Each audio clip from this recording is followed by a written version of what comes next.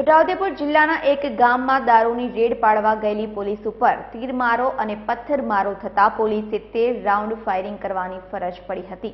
પોલીસે વિદેશી દારૂ સાથે 2ની ધરપકડ કરી હતી। છોટાઉદેપુર એ મધ્યપ્રદેશને અડીને આવેલો રાજ્યનો સરહદી વિસ્તાર હોવાથી આ વિસ્તારમાંથી ગુજરાતમાં વિદેશી દારૂ ઘુસાડવાનો મોટા પાયે વેપલો ચાલી રહ્યો છે। ભૌગોલિક દ્રષ્ટિએ પણ છોટાઉદેપુર એ ડુંગરાળ અને જંગલ વિસ્તાર હોવાથી વિદેશી દારૂના ધીકતા આ ધંધાને ડામવા પોલીસ માટે પણ માથાનો દુખાવો સાબિત થયો છે। દિવસે દિવસે વધતા જતા દારૂના ધંધાની મસમોટી કમાણી કરતા બુટલેગરો એટલી હદે માથાભારે બની ગયા છે કે પોલીસ ઉપર હુમલો કરતા પણ ખચકાતા નથી। આજે છોટાઉદેપુરના ગોગાદેવ ગામે દારૂ પકડવા ગયેલ પોલીસ ઉપર બુટલેગરોએ અંધાધૂંધ તીરમારો અને પથ્થરમારો ચલાવ્યો હતો। પરિસ્થિતિ એટલી હદે વણસી હતી કે પોલીસને હવામાં 13 રાઉન્ડ ફાયરિંગ કરવાની ફરજ પડી હતી। બનાવની હકીકત એવી છે કે છોટાઉદેપુર પોલીસે જાંબલા ગામેથી પાણી ભરવાના ટેન્કરમાંથી દારૂના જથ્થા સાથે 2 આરોપીને ઝડપી પાડ્યા હતા અને પૂછપરછ કરતા દારૂ ગોગાદેવથી લાવ્યા હોવાનું બહાર આવ્યું હતું। પોલીસે બતાવેલ સ્થળ ઉપર જતા ત્યાં કંઈ મળ્યું ન હતું, પરંતુ ગાડીના ટાયરના નિશાન દેખાઈ દીધા હતા। નિશાનની દિશામાં આગળ વધતા એક કોતરમાં 2 પિકઅપ જીપ ઊભી હતી, જેની પાસે પોલીસે પહોંચતા એકાએક ડુંગર ઉપરથી તીરમારો અને પથ્થરમારો શરૂ થઈ ગયો હતો। પોલીસે સતર્કતા વાપરી ગાડીની અને ઝાડની આડ લઈ લીધી હતી, જેને લઈ એક પણ પોલીસ કર્મીને ઈજા ના થઈ, પરંતુ સતત પથ્થરમારો અને તીરમારાથી હાજર પોલીસનો જીવ જોખમમાં મુકાયો હતો, જેને લઈ પોલીસે 13 રાઉન્ડ હવામાં ફાયરિંગ કર્યું હતું। પોલીસે ફાયરિંગ કરતા બુટલેગરો ડુંગર ઉપરથી ભાગી ગયા હતા।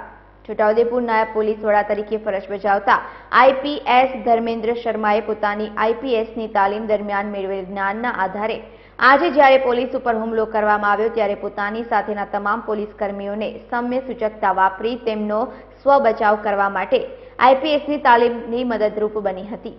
હાલ તો પોલીસે 2 પિકઅપ જીપ અને ટેન્કરમાં ભરેલ આશરે 500 પેટી વિદેશી શરાબની સાથે 2 આરોપી ઝડપી પાડ્યા છે, તો હુમલો કરનાર બુટલેગરોને ઝડપી પાડવાના ચક્રો ગતિમાન કર્યા છે। આજે લગભગ બપોરના 2 વાગે એક બાતમી મળેલી કે એક ટ્રેક્ટર આવે છે જેમાં પાણીનો ટેન્કર છે, આમાં દારૂ થઈ શકે છે, તો એટલે આપણે જામલા રોડ ઉપર નીકળ્યા અને એ ટ્રેક્ટર રસ્તામાં મળી ગયા। એ ટ્રેક્ટરમાં 2 માણસ બેસેલા હતા। એ માણસોને તપાસ કરતા એ ખબર પડી કે આ ટ્રેક્ટરમાં દારૂ છે અને આ ટ્રેક્ટરમાં લગભગ 9 જેટલી દારૂની પેટી હતી। એ ટ્રેક્ટર આપણે ઓફિસમાં મૂકીને અને એથી બાતમી મળેલી કે ભાઈ એને ક્યાંથી દારૂ ભરેલી છે, એને આધારે એ આપણે જ્યાંથી એમને દારૂ ભરેલી ત્યાં ગયા। ત્યાં જઈ જોયા કે ત્યાંથી દારૂ નથી અને જે દારૂ ત્યાં એને પાડેલી હતી, મૂકેલી હતી, એને લઈને એ બીજા ગાડીમાં નીકળી ગયા। તો આપણે એને જે ચીલા છે ગાડીના એને જોતા જોતા આગળ बढ़્યા તો એક કોતરમાં 2 ગાડી ઊભેલી હતી। તો એ દૂરથી દેખી તો આમ દૂરથી જોવામાં ખબર પડી કે ભાઈ આ ગાડી બંને ગાડીમાં દારૂ ભરેલી છે, પર એ જે કોતરના ઉપર જે ટેકરા હતા એમાં લગભગ 10 થી 12 માણસ ત્યાં ઊભેલા હતા અને એ માણસોને અમારે ઉપર પથ્થર અને તીર કામઠાથી વાર કરવાના શરૂ કરેલ। તો હું બધા આ પોલીસ માણસોને કહી દીધા કે ભાઈ તમારે ગાડીના પાછળ ઊભો રહેવાનો અને બેસી જવાનો અને મવડાની ઓટમાં રહેવાનો, જેથી કે તીર કામઠા કે પથ્થર એની ચોટ તમે નથી વાગે। અને ત્યાર પછી જોયો કે ભાઈ એ તો માણસ બહુ અઘરા છે અને તીર કામઠા અને એથી પ્રહાર કરે છે, એટલે હવાઈ ફાયરિંગ શરૂ કરી।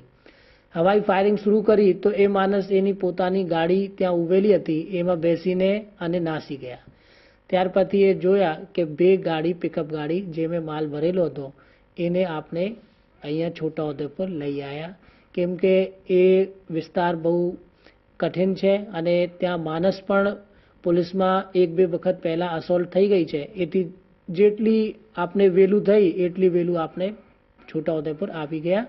અને આ ઓપરેશન દરમિયાન કોઈ પણ પોલીસ માણસને ઈજા નહીં થઈ, કેમ કે આપણે બહુ સારી રીતે બધા માણસ મવડાને પીછે અને ગાડીને પીછે ઓટ લઈ લીધી, જેથી આપણે કવર મળી ગયો અને પછી એ બધું દારૂ યાર લઈ લગભગ જે ટ્રેક્ટરની દારૂ અને જે પિકઅપની દારૂ મળી લે ટોટલ મુદ્દામાલ લગભગ 34 લાખ જેટલું મુદ્દામાલ છે।